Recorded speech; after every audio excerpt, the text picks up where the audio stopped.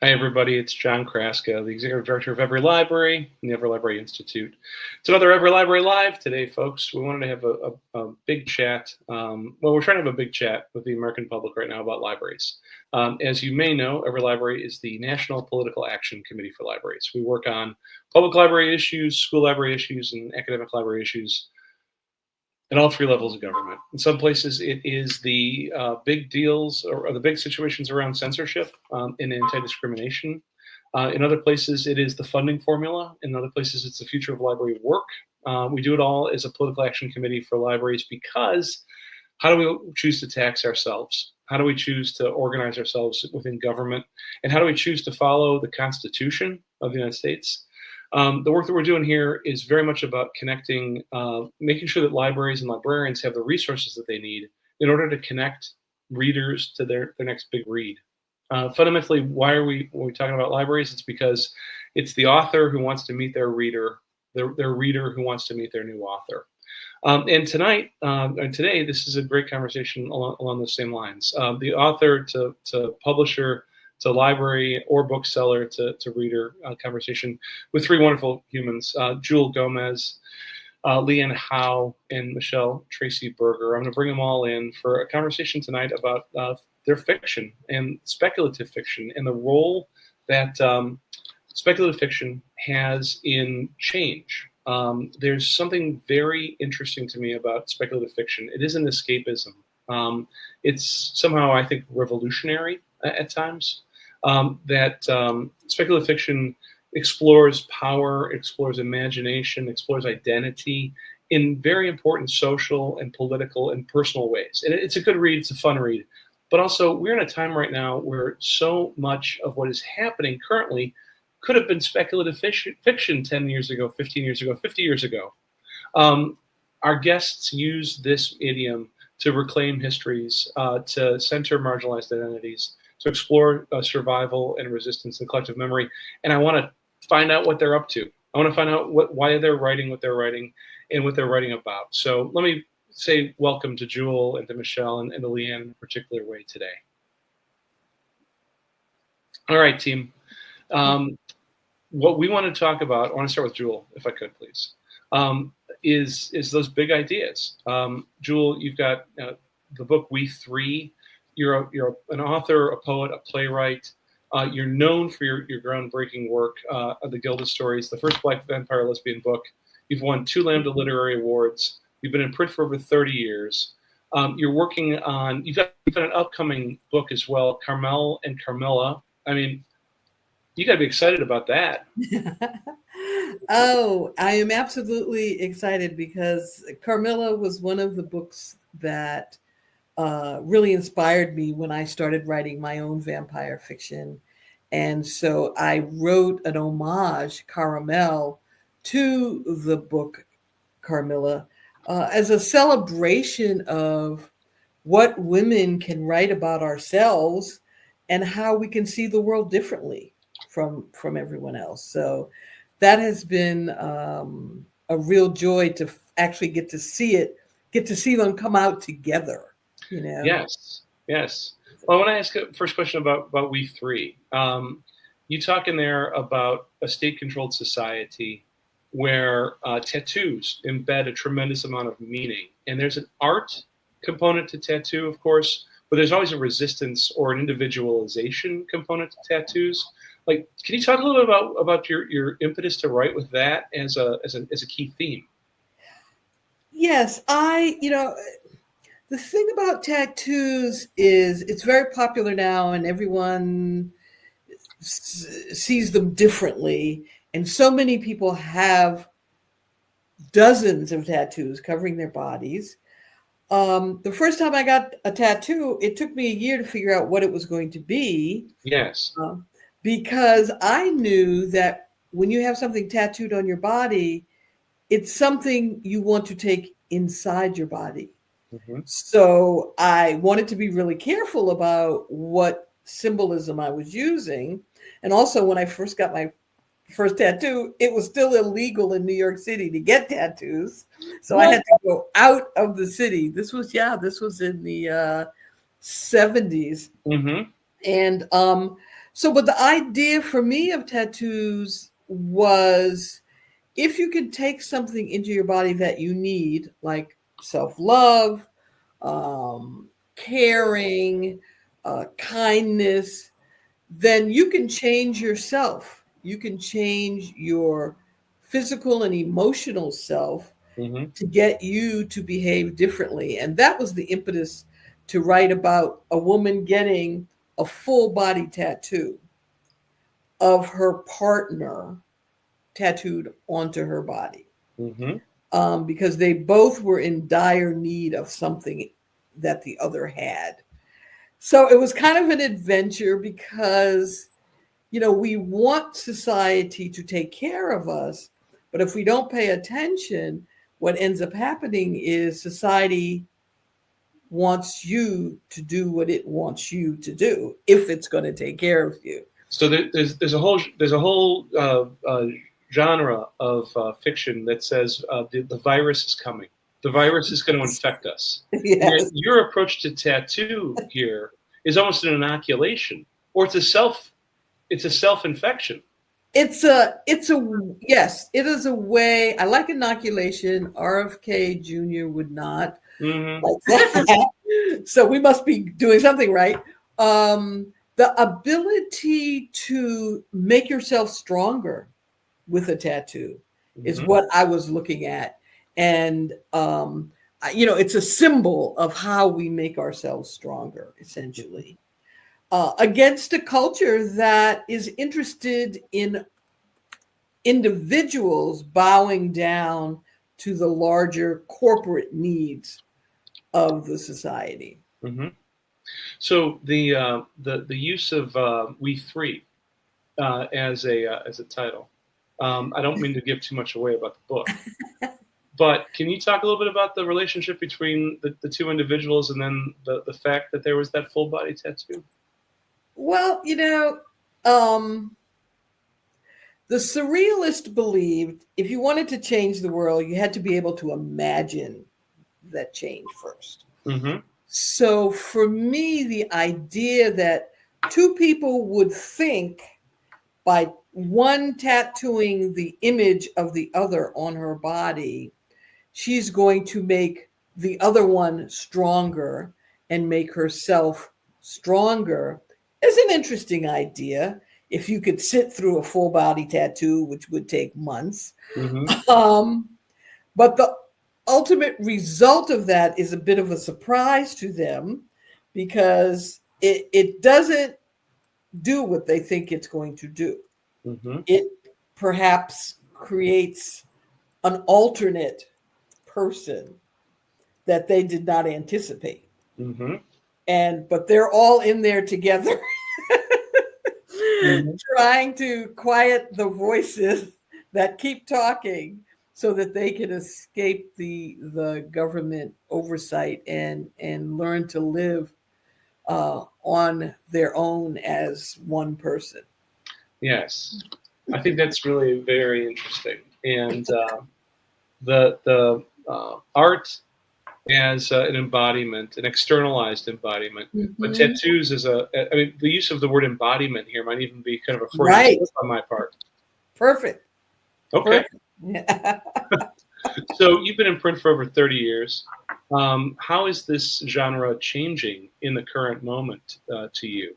I mean, we're in a period where a lot of folks are like, we're going through the looking glass. Yeah.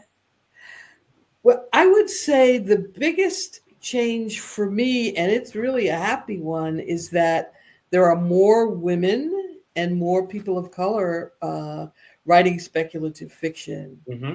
When I started writing the Gilda stories, I read a lot of feminist speculative fiction, and that was really the most that I immersed myself in. I mean, I read the original, the classics like Dune and stuff like that, and found interesting things. But the feminist people like Joanna Russ, they were looking to change the world in a really different way. And I felt like I was being given a gift of a new way to look at the world and a new way to use my writing to bring an idea into the world of how important women can be to the culture, how important people of color are to the culture, and how that those groups can be vehicles for change. And that was through feminist speculative fiction for me. Mm-hmm. And so those changes, I mean, I went on a family Zoom. I don't have a lot of family, but I have like distant family, like maybe 40 cousins that I never met. And so one of them tracked me down. I went on this Zoom, and it turns out one of the guys is a speculative fiction writer. And I thought, is it in the blood, do you think? I don't know. Maybe it was so wild. I was like so excited. And so there's this way that when I started, African Americans did not want to hear about vampire stories.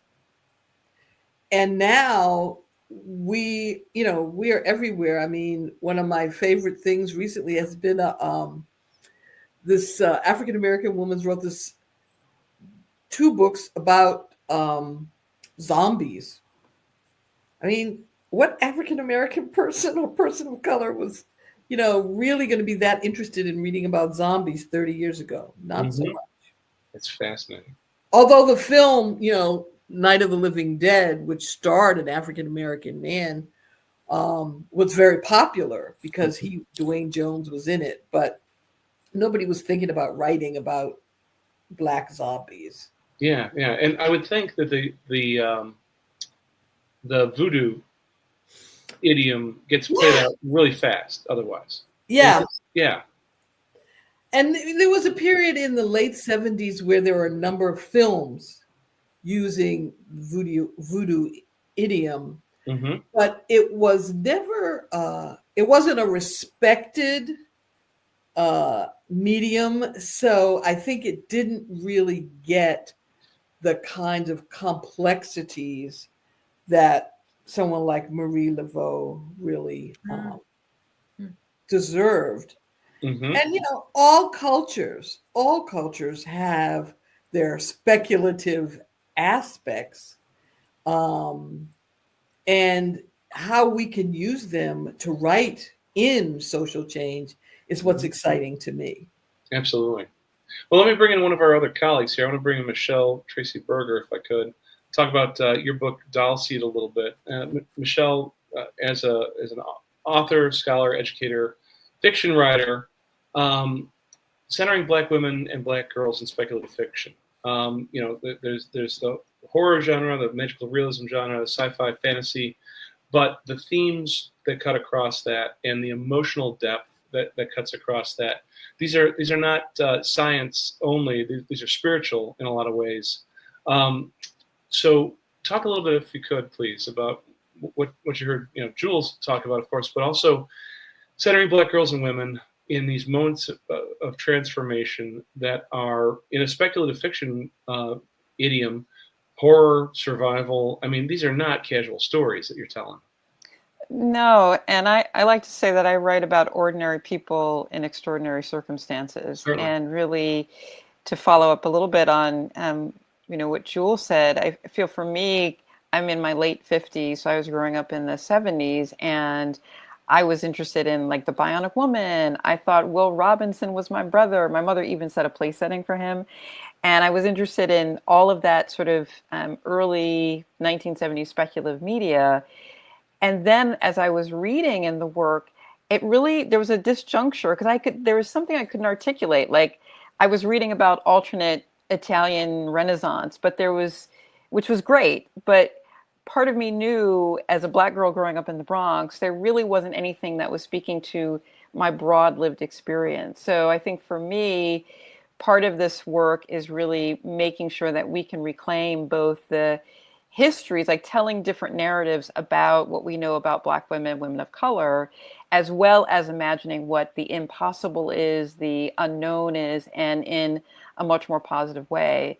And for me, horror is, I tell people horror is more of a feeling, not just a genre.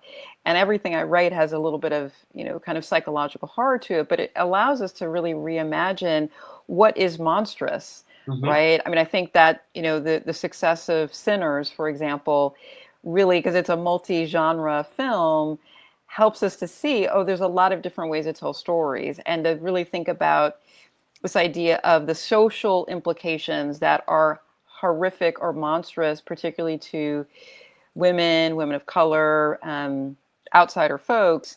That's been powerful for me to really kind of write in that tradition. And I see myself writing both in the African American literary tradition as well as the feminist speculative tradition that Jewelle was talking about. So in Doll Seed, there are 15 stories, and they are across the kind of speculative universe, as you indicated, John. Mm-hmm. And I kind of pick up some themes around otherness, betrayal, sacrifice. I play a lot with alternate history. So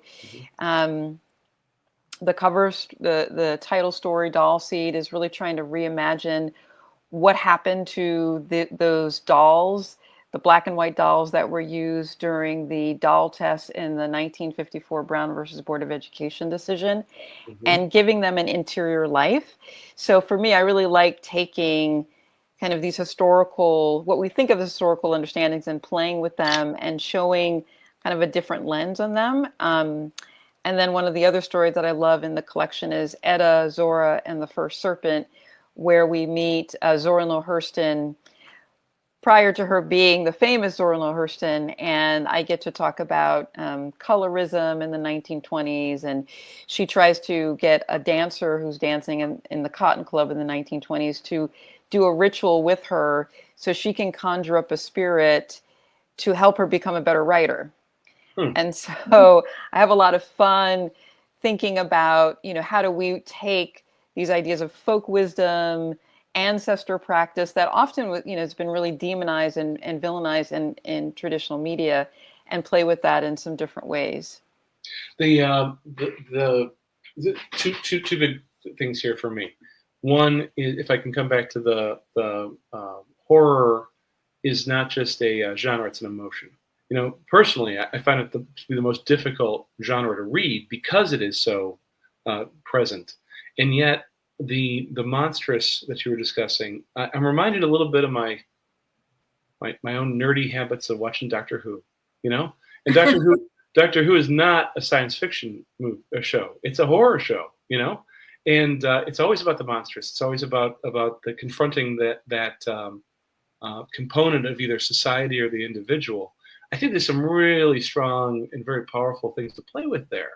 When folks are expecting perhaps a time travel instead of a speculative fiction, they're expecting something that's got, and there's a lot of intersectionality across genres, don't get me wrong. But what you're describing here is something that society needs to confront. Yes, and I always tell people that horror, if we separate out from the kind of media where people saw like a bad slasher film, it's like people can encounter a bad poem and then they think all poetry is that, or they encounter a bad slasher movie, so they think all horror is that. But really, it's about this gradations of experience. And I think for a lot of people of color, women of color writers who are writing horror, it's about that the Black girl lives, or the Black guy lives, and kind of shaping different paradigms, as well as thinking about the kind of external forces. So both internal and external. And then to your story about Zora Neale Hurston and the Harlem Renaissance, I mean, the Ken Burns version of the Harlem Renaissance is that it was, very, it was like the coming of age, I guess, of mainstream society, saying that Black playwrights and Black literature were appropriate, and yet what you're exploring here is the roots, regardless of that sort of sanitized, whitewashed version of the Harlem Renaissance. I think that's really subversive, Michele. Well, thank you, and I think all of us on this panel also would say that depending on where you set the timeline, right? Because if we think about African griots or, indigenous story, like that, actually people have been playing with speculative themes for a very long time. You know, as Jewelle was saying too, people, it's now entered kind of a mainstream consciousness, and horror in particular is having a renaissance, but people were trying to tell some of these stories in, you know, in many different ways. And now we can kind of see, I think, that breadth. That's fascinating. All right, let me bring in our third colleague here, if I could, and then we'll bring us all together for a little bit of crosstalk. LeAnne Howe, Shell Shaker, the award-winning author, playwright, scholar. You blend Indigenous history, myth, and political resistance in fiction, nonfiction, screenwriting, poetry. Shell Shaker was a 2002 American Book Award finalist. I mean, I'm very interested in checking in with you about what you're hearing from your colleagues here, but also the specifics around that 18th century story of Choctaw women and ancestral justice.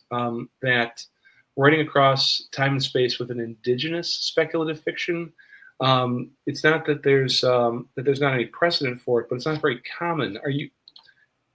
How is it currently being received, though, in a time when DEI is so under attack?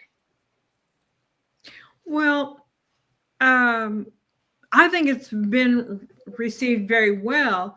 My latest novel, Savage Conversations, is also set in the 19th century with Mary Todd Lincoln and her journey into madness. And of course, she blames an American Indian. It's in her archive for her madness. And so I put those two characters together that she called and he responds. And that story is even, I think, a greater interrogation of the way in which mainstream America has always looked at American Indians. We are the other, we are the horror. We have a lot of rituals and community that has been hidden from most Americans, really it is. And they have wanted to get in it. So the best way that I felt that I could get in it was to put an icon like Mary Todd Lincoln, who was just batshit crazy, and put her into a relationship with a savage Indian. And she truly craved that because it's all over her archive. Mm-hmm. And to me, I probably don't think of it as speculative fiction. I think of it as history and culture because it's still with us. I mean, even looking at the film Sinners, which was terrible, by the way, and the way it depicted, and those are Choctaw people that they brought in as cameos. I thought, I mean, it's kind of laughable, makes you laugh because it's so ridiculous. And those kinds of stories, people are so comfortable with that, as opposed to when we tell a horror story. People are afraid. And yeah, there's the whitewashed version of Mary Todd Lincoln. The whitewashed version of Mary Todd Lincoln is that she was just one step ahead of Houdini when it came to spiritualism. If that's right. And but she was indeed crazy. And in Savage Conversations, and I found enough evidence, I believe, that she poisoned because of her use of laudanum, and that she bought laudanum constantly. I think she poisoned her sons, and they all die in her care. And so that's also a focal point in the novel because it's hidden. Because, oh my goodness, she couldn't have killed her own kids. Yes, she did. And and she was giving it to her sons, and she poisoned them unto death. And that is something I think Americans look away from because they don't want to think their first lady poisoned her own children with laudanum, but she did. And it is the thing that she is atoning for.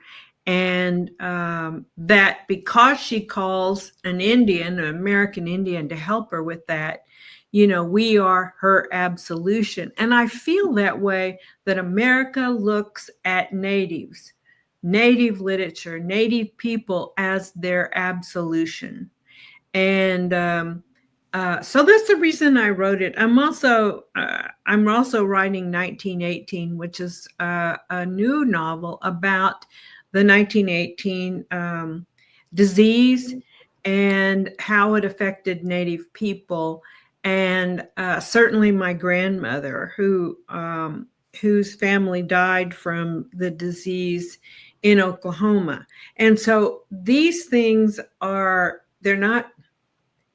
they are horrific, and they are not, and they are a realism, at least for me. And I think many Native writers are writing that kind of literature. We're trying to draw attention to the kinds of history that happened and continue to happen to Native people even today.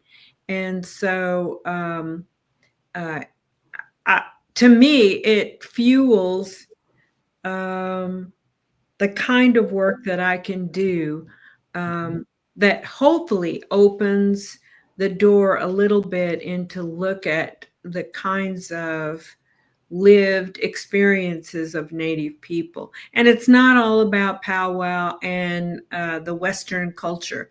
Oklahoma has 39 tribes, so I grew up with the man next door turning into a giant blackbird and my grandmother watching him float up through the trees.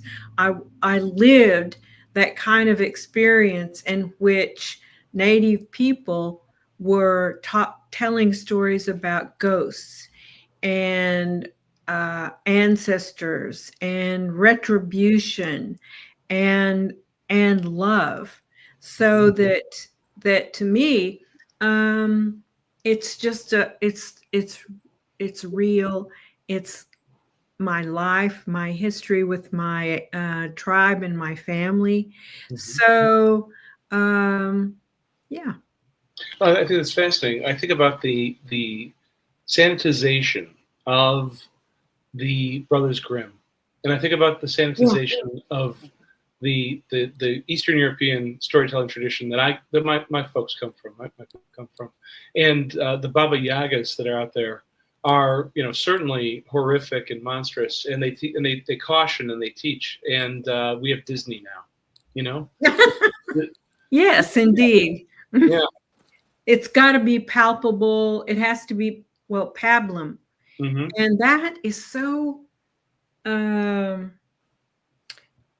it's so much a part of America's attempt to sanitize, to quiet our indigenous populations, but also African American, Latino literatures, because it's a sanitization. If the majority is uncomfortable, yes, it is erased or censored. I can say that out loud for a couple of reasons. One is that I'm a member of the majority, which is sometimes uncomfortable in these conversations. But the second reason is that it is so much more easy to sell to somebody who's comfortable than it is to sell to somebody who's uncomfortable. So yeah, well said. Michele, you came on microphone. What are you thinking about here? I'm just so, I think we've really laid out all the reasons why readers should go to our work and go to the people we've been influenced by, because I think it offers a range of experience. And I was thinking also, Aunt Loot Press had put together a panel, a conference actually that Jewelle and I were at earlier in the year about Black horror as Black healing. So also thinking about resistance, how the stories that are being told now are also about how do we resist, which is, I think, where you first started out, right? And also stories about joy and, recovery, and all of that is also part of the landscape of speculative fiction. Mm-hmm. Well, Jewelle, I think you said something that sounded to me a little bit like speculative fiction is truth-telling. Definitely, I feel that speculative fiction is can be truth-telling, and I'm particularly excited about what LeAnne Howe said about Sinners. This is maybe a little. And forgive me, I've never seen the movie, so I'm going to sit back on this part of it. But the thing about it was, I mean, it's a huge success. I think there are parts of it that are quite brilliant. And I was furious about how Choctaw Indians come into the first and then they totally disappear. Right. And I'm thinking, what a poor use of a traditional people who could have been fabulous vampire hunters. And my family was part Wampanoag and part Iowa. And I've tried to figure out ways to bring that into some of my work. And my sequel to the Gilded Stories, I do bring it in somewhat more. But I got invited to write a short story for a collection that's not based on Sinners. And we can't use anything that's in Sinners, but it's meant to grow out of that period and the stories. So I'm choosing to write about the Choctaw Indians that we see at the beginning and what happened to them before they start chasing the vampire. And what happened at their homes, how were they victimized by the mainstream culture and then by vampires. So I think we don't get enough of those kinds of stories, really. And I think the director has a lot of brilliant things. I mean, he did direct Black Panther. That was a brilliant storytelling, but I don't know what happened to him. He just didn't feel like he had enough information or what. I didn't understand what he was doing with the Native people in that story. Why they just disappear. And it annoyed me to no end. I think it was they were an afterthought. Oh my gosh, I forgot about the Indigenous people who live there. I do. I don't know. I mean, because he's brilliant at world creating. He's brilliant. And I don't know, I would have been more interested if the vampires had been killing the KKK as opposed to the Black people. That would have been more interesting to me, but hey, whatever. So those are the situations in which people miss an opportunity to pull together those threads that have been ignored for the previous several hundred years, And I think that's also, just really briefly, why we want to encourage people to read books, because film often collapses so many things, right? But there's so many authors who are really exploring, all of these topics in great detail and giving, new narratives for a lot of these issues. So another reason why people need to come back to books and libraries. Yeah. So let me check in with you both, or with all three of you briefly, about the state of publishing right now, with the type of books you like to publish, and also the state of reading in libraries right now. So, I mean,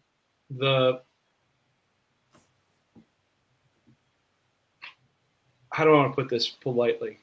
The publishing community got really hot for a little while about authors that were not white. And it was in response to the George Floyd. It was in response to, and now we've got a situation where the pressure coming from Washington, D.C. and a lot of state governments is that all of that was somehow or another wrong.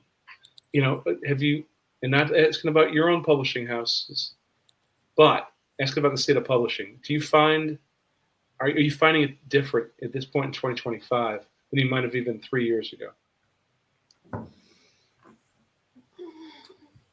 I know it's a hard question to ask. It's a hard question. I would Well, so say, Jewelle, you go to a lot of conferences. Michele, I know that you all are networked, you know, with people. yeah. How do people feel? Well, for me, you know, my work has primarily been published by independent presses, you know, like Aunt Loot, Firebrand Books, City Lights Books here in San Francisco. They're all fantastic, upstanding publishers. Yeah. Right. So their goal is to find those voices that are ignored or marginalized. And I found over the last 30 years they're still doing that. It's been interesting to me that you know, I think it was Random House was one of the books that did not publish the Gilda Stories when I was originally circulating it. But Random House UK has republished the Gilda Stories twice in the last year in different editions. So I guess they're having a good time and not worried about, you know, retribution from DEI, but this is Random House UK. So I've never really been with a mainstream commercial press. And so I don't know how that's operating, how That's fair. That's fair. Thank you. Yeah. I don't think readers are the generations that have come behind me. So I'm a Gen X person, right? That those readers and those viewers are hungry for the stories that all of us are telling. And so I think some of these changes may require authors to do more of the marketing or be in discussion with their publishers around visibility. But I don't think that those core markets of readers are changing because of, like, I think the people who are interested in these stories, which has expanded across lots of different kinds of communities, are still interested despite this moment. Yeah, I'm glad to hear that. So, LeAnne, what are you seeing? I think that, so I'm of two minds. As a writer, I just continue to write what I am going to write. I'm interested in, I think is important. So I'm writing my new novel is set in 1918. I wanted people to know what those diseases were and how they're still with us. That's one answer to my work, is I just continue to write. And then hope I find an audience for it. And the second thing is that, to me, our collective indigeneity across the United States has exploded with interest, and that the mainstream publishers have ignored it to their peril. So you've got here in Georgia, Alabama, North and South Carolina, there's publishing houses and small presses that have exploded. And that continues to drive our market. And then what I have access to has exponentially grown in terms of Indigenous and author material by people of writers of color. So I'm in a wealth of material here in Georgia, and I feel like this is just the beginning. This is a beginning, or let me put it like that. Maybe we'll go underground again, maybe not. But here, I think we are expanding our audiences, but we're also growing writers. And that is really, really exciting to be and to see that in the early, the 21st century. I started to say the early 21st century. Yeah, we're getting a little long in the tooth here, I think. Yeah, right. Jewelle, did you want to add something to that? I wanted to reiterate what LeAnne is saying. I think we are in the middle of a renaissance, really, of independent presses picking up that slack that commercial publishers, they can only do so much as long as it supports their bottom line. And independent presses have a different kind of agenda. They need to support their bottom line, but they have a different kind of agenda. So I mean, literally 5 years ago, I guess, I went to a lesbian book festival that happens every year around the country. And I bumped into a woman who had just started her own press called Black Lesbian Feminist Press. And I walked by her table and she had the table, and I did a double take and I said, "Did you really start something called Black Lesbian Feminist Press in 2020? And Stephanie said, "Oh yeah," Stephanie Allen. She said, "Oh yeah." And 5 years down the road, they're still going. She published a collection of my poetry. She publishes speculative fiction. And I just thought, what bravery. And she's among a whole new flock of independent pressers. We Three was done by Rebel Satori, which is a small press that I hadn't really heard about until I went to the Tennessee Williams Saints and Sinners Literary Festival a couple of years ago. And they're out there. There's so many of them. If we can number one, get libraries to carry them and keep promoting them ourselves, we'll have the outlets for all the work we want to write. Yeah, I agree. One of the reasons we're doing these programs, like I said at the beginning, was that we want to connect authors to readers, and that the library is in there, same way a bookseller is in there. And the explosion of different channels. Some folks decry that as the balkanization. And if there's a lot of threads going out there at once, how do you capture the end of the threads? I really look at a good library collection, gathering those threads and bringing them back in the building. Bringing them back to the website, and letting folks who might not otherwise find the three of you because they've been reading in a more comfortable set of books. Maybe they stumble on you. Maybe that I've done a little bit of good by introducing even. So the library, I'm gonna go out on a limb here. I think maybe the three of you are fans of libraries. Absolutely. Yeah. Give me the real quick. Because you got to sing for your supper about this as a library event, EveryLibrary Live. Let me just do a real quick round robin. The library in your life, or the librarian in your life, if I could. So let me put you on the spot, Michele. Yeah, sure. I will say the library that shaped so much of who I was as a young writer was Francis Martin Library. I grew up in the Bronx, and in the west part of the Bronx, and it was on near Aqueduct Avenue, 181st Street. Yes. Right now I live in Cleveland, and I love the Lee branch of the Cleveland Public Library. I love that you're name checking them as the name of the branches. That's fantastic. So, Jewelle?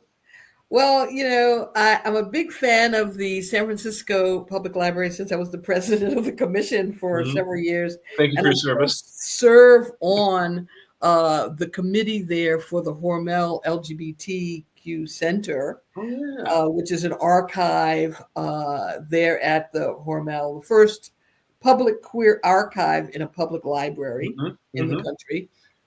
I grew up, though, as a fan of the bookmobile because we didn't have a public library in my very poor Me neighborhood too. in Me Boston. too. So I mean, when that bookmobile pulled up, I was right there waiting for it and trying to take out every book I could possibly carry in a sack. Love it. And I have to shout out for my cousin, Felicia Harris, who is a librarian here in Santa Clara County. And she is from Boston. She moved out here. And Felicia is the librarian I wish I had when I was a kid. Oh, that is so nice to hear. That's fantastic. LeAnne, it was a bookmobile for you too, huh? Yes. Oh my gosh, that's when I started reading and checking out books. The bookmobile came every Wednesday to my neighborhood, and my mother was a reader, and so we literally ran out and to check out books from the bookmobile, and they were a lifeline to imagination for me. And reading all these great books that they brought into our tiny little neighborhood. And I still think about that. What would I have done without the bookmobile? Mm-hmm. So and every librarian, I went to OSU in Oklahoma, and our librarians there were wonderful to carry because I studied a lot of poetry at OSU, and I had great mentors and teachers, but they would just call my faculty and say, I have new books in, and we would go and read them. And I started in my home as an undergraduate, a reading group of students, and occasionally faculty would come to my house, which was, I was a student, and we would read new books, read poetry, and we would write poetry at the same time.